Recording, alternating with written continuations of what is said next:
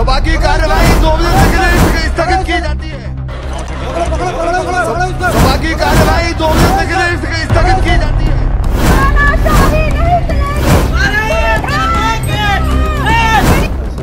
2 वाजल्यापासून चौकशी चालू, आम्हाला कुठलंच काही माहित नाही. त्यामुळे म्हणाला आमचं पोरग जिवंत आहे का मेलं एवढंच सांगा, बाकीचं काही काम नाही.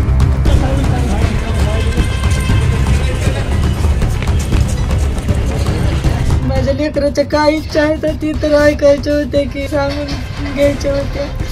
संसदेमध्ये बसलेल्या लोकप्रतिनिधींनी देखील अंतर्मुख होऊन विचार करायला पाहिजे. दिल्लीच्या संसद भवनात प्रवेश करत अमोल शिंदे याच्यासह एका तरुणानं स्मोक बॉम्ब फोडला आणि देशात एकच खळबळ माजली. संसदेच्या आवारात घडलेल्या या घटनेमध्ये या तरुणांनी जोरदार घोषणाबाजी देखील केली.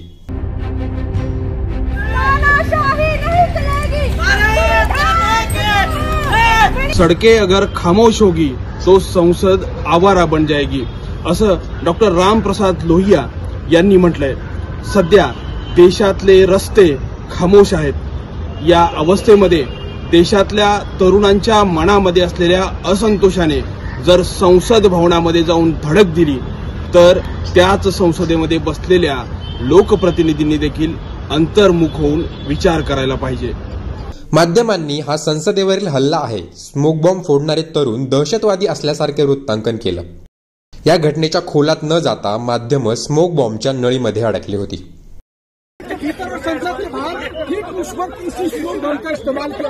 परंतु सदर कृत्य करताना या तरुणांनी ज्या घोषणा दिल्या त्यावरून त्यांना या कृत्यातून नक्की काय दर्शवायचं होतं? या तरुणांचं कृत्य दहशतवादी कृत्य आहे का, असा सवाल देखील या घटनेनंतर अधोरेखित झालाय. या संदर्भात ज्येष्ठ नेते श्यामदादा गायकवाड यांनी आपली प्रतिक्रिया व्यक्त केली आहे. बाबासाहेब आंबेडकरांनी 25 नोव्हेंबर 1949 रोजी जे संविधान समिती समोर भाषण केलं होतं त्यात त्यांनी स्पष्टपणे म्हटलं होतं की जर ही आपल्या भारताची संसद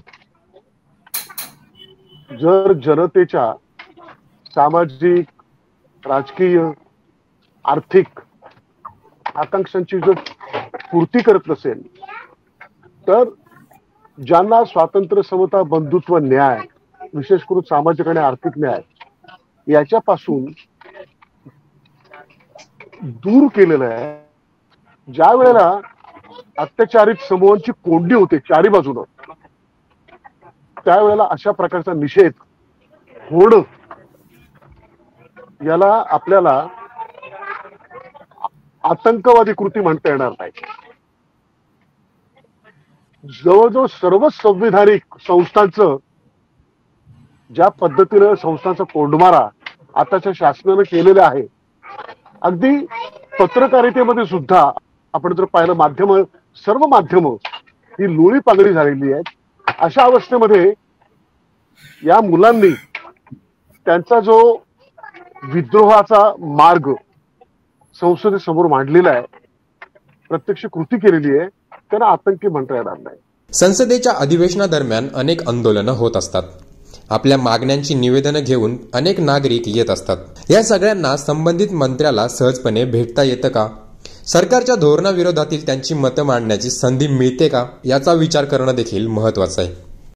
मणिपूरच्या संदर्भामध्ये महिलाओं पे अत्याचार नहीं चलेगा, तानाशाही नहीं चलेगी अशा घोषणा देत त्या ठिकाणी घोषणा देण्यात आल्या आणि त्याच्यावरून आपल्याला असा अंदाज येतोय की गेल्या काही महिन्यामध्ये, काही वर्षांमध्ये जो अन्याय अत्याचार दलित, ओबीसी, मागासवर्गीय घटकांवरती संबंध भारत देशामध्ये सुरू आहे. वेगवेगळ्या प्रकारे त्यांची नाकेबंदी करण्याचा प्रयत्न आहे तो वेगवेगळ्या प्रकारे सुरू आहे आणि त्याची जी खदखद आहे ती खदखद अशा रूपाने बाहेर आलेली आपल्याला दिसत आहे. परंतु ही वेळ का येते, का ह्या तरुणांवरती, ह्या उच्च शिक्षित सुशिक्षित तरुणांवरती अशी वेळ का येते, ह्याच्या खोलामध्ये जर आपल्याला जायचं असेल तर आपल्याला याचा मागोवा घ्यावा लागेल.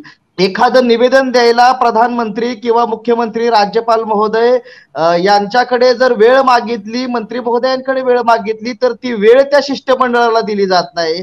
6-6 महिने, 3-3 महिने त्यांच्या अर्जावरती काय कार्यवाही केली हे त्यांना सांगितलं जात नाही.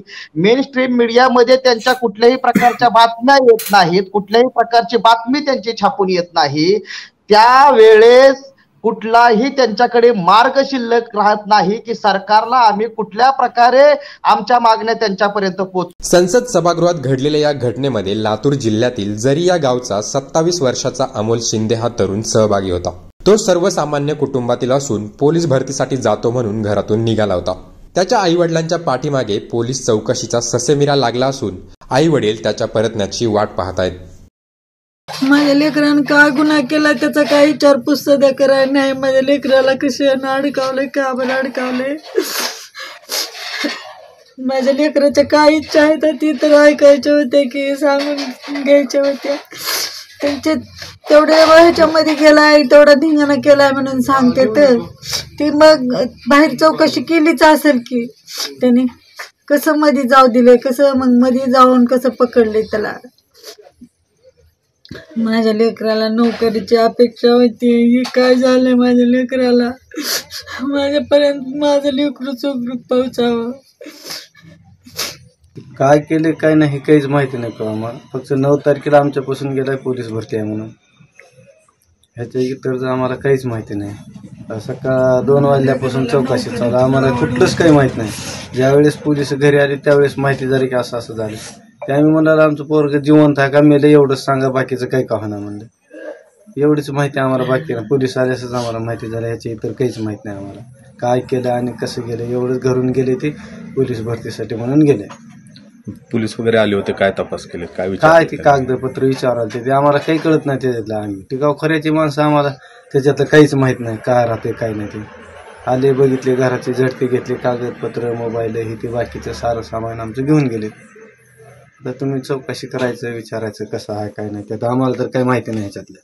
आता आम्ही काय सांगणार ह्याच्यात. या तरुणांनी सुरक्षा कवच भेदलं कसं, त्यांचा उद्देश नक्की काय होता याची सखोल चौकशी व्हायला पाहिजे. परंतु एक आंदोलक म्हणून त्यांनी जोखीम पत्करत काही मागण्यांकडे लक्ष वेधण्यासाठी असं कृत्य केलं असेल तर त्या मागण्यांचा विचारही व्हायला हवा. या तरुणावर हे पाऊल उचलण्याची वेळ नक्की का आली याचा देखील विचार व्हायला हवा. ब्युरो रिपोर्ट, सागर गोतपगार, मॅक्स महाराष्ट्र.